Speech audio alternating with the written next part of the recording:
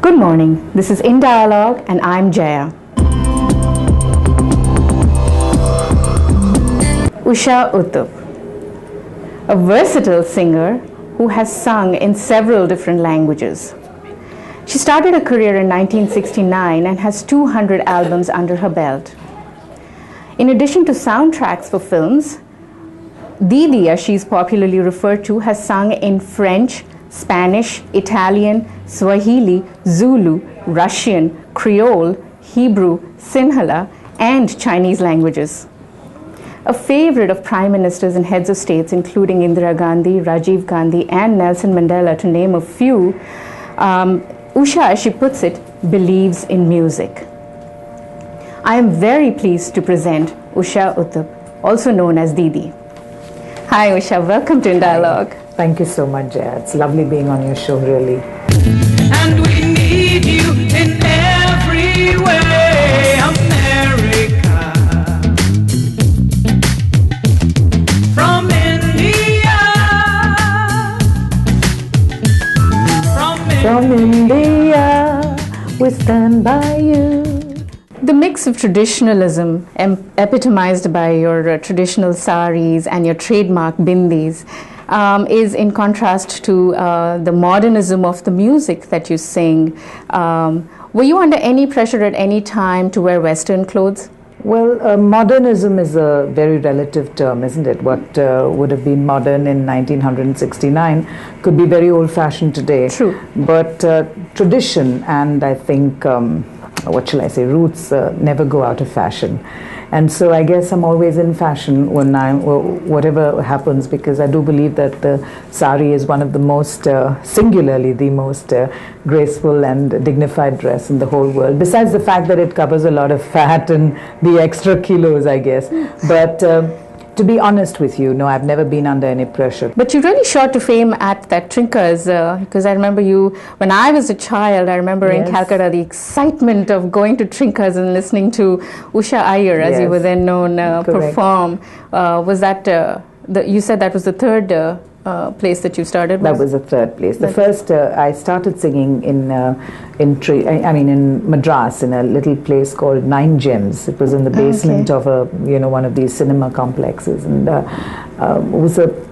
was just by accident, and thank God for the accident. Just by accident that I sang in that nightclub, and then I just did it just for a lark, because we were all there, the family was there, and the family just told me, why don't I go and sing with the band? And I just jammed in with the band, and the owner seemed to like it, and he came and asked me whether I'd sing for a week, and I did. And after that week, he gave me a sari as a present, as a payment rather.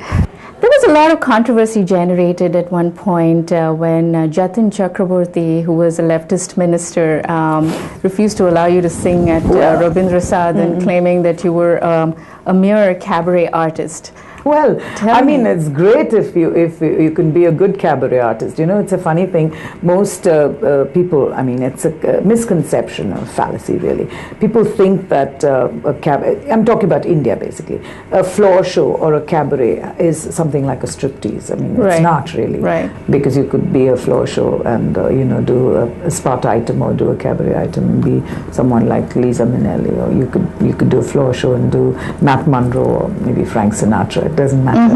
You see, it's just that a floor show is separate from the band that's playing all the time, the whole night through. Right. Well, as far as cabaret is concerned, the reason why he banned me, or there was a controversy, is he said that I was anti-culture. Shall I say, decadent culture, that my music was promoting decadent culture. Isn't that ridiculous? Because music is music. You don't like a kind of music, you just don't listen to it, that's about it.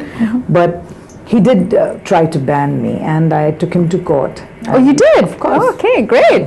Took him to court.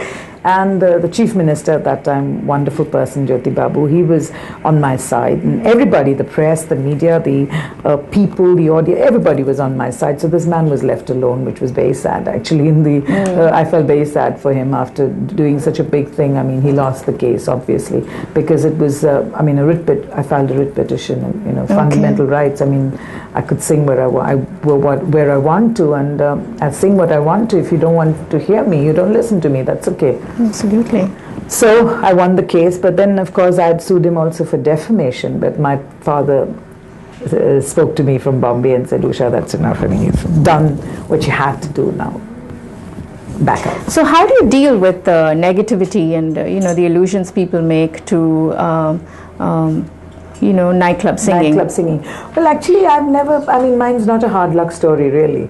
I mean, I couldn't give you some really sad story and say that, I had to struggle and things like that, because there hasn't been that kind of negativity at all. This was just probably one of the only ones that ever happened for me. And I must say that, even if it's just a drop in the ocean, it was a definitive contribution to wiping out the stigma that was attached to nightclub singing in those days, and I feel very happy about it. I think I am very proud to say that I'm a nightclub singer, and I started off by being a nightclub singer. Now when I look back in retrospect, I just say thank God for the sari, because it seems to be that, that's one of the greatest, the nicest things that really happened, because in a day when everybody's shedding their clothes and, getting paid such a lot for such small things. And I wear about 6 meters and, forget about the making.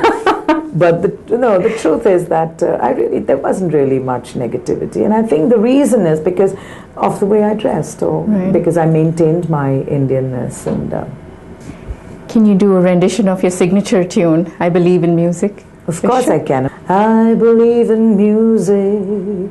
Oh, I believe in love.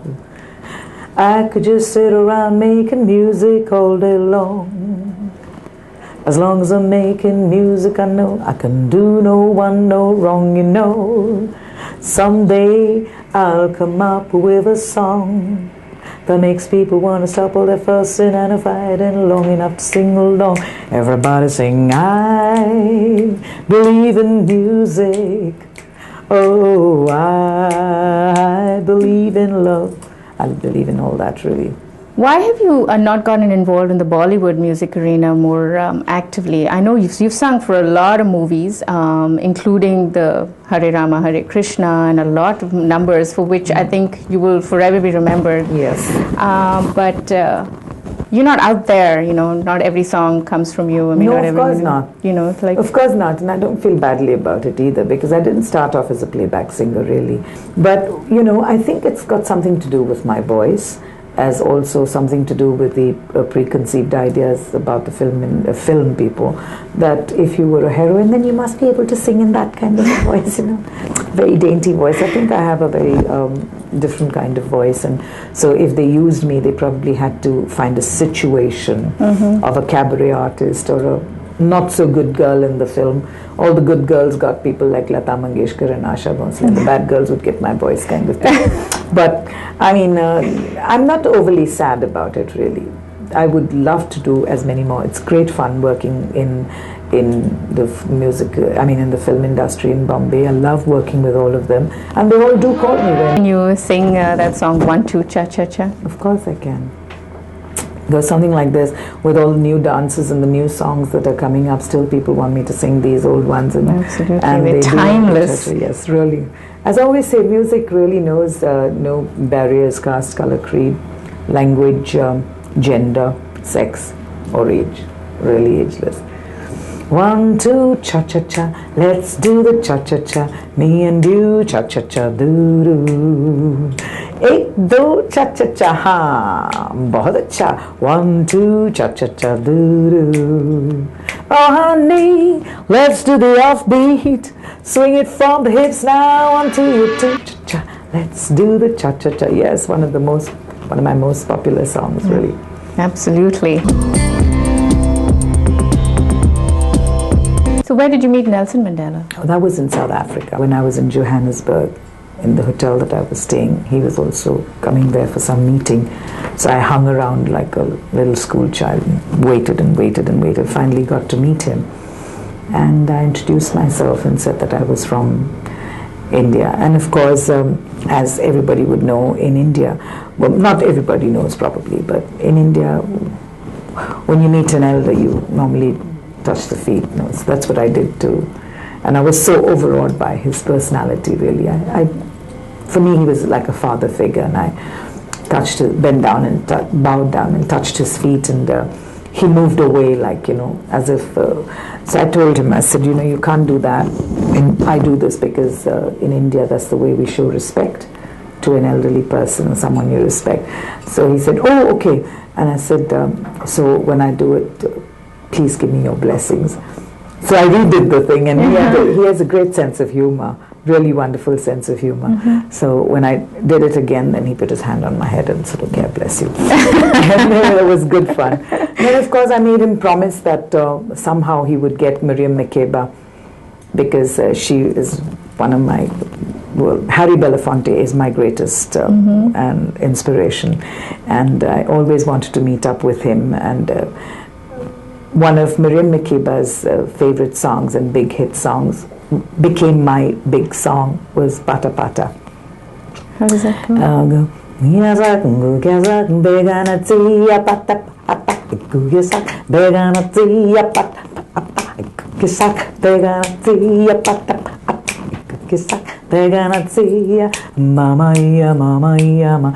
So I wanted to meet her desperately. A couple of other songs of hers also, which I used to sing. How did you meet your husband?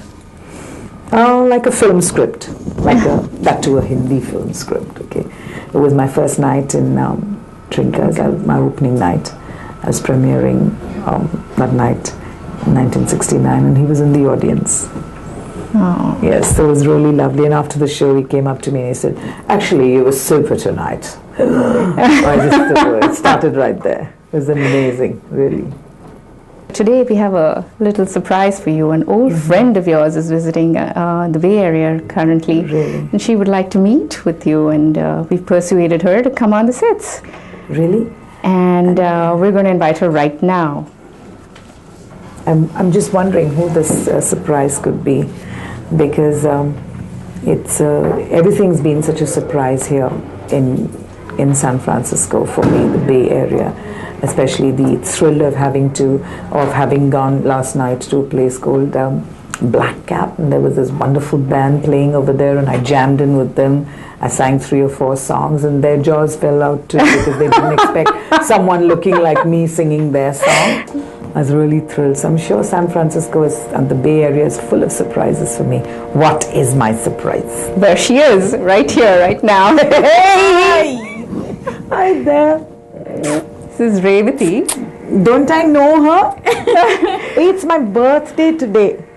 Teri ma? Happy birthday. Thank you. I'm so excited. Tell me about yourself. How come you're here?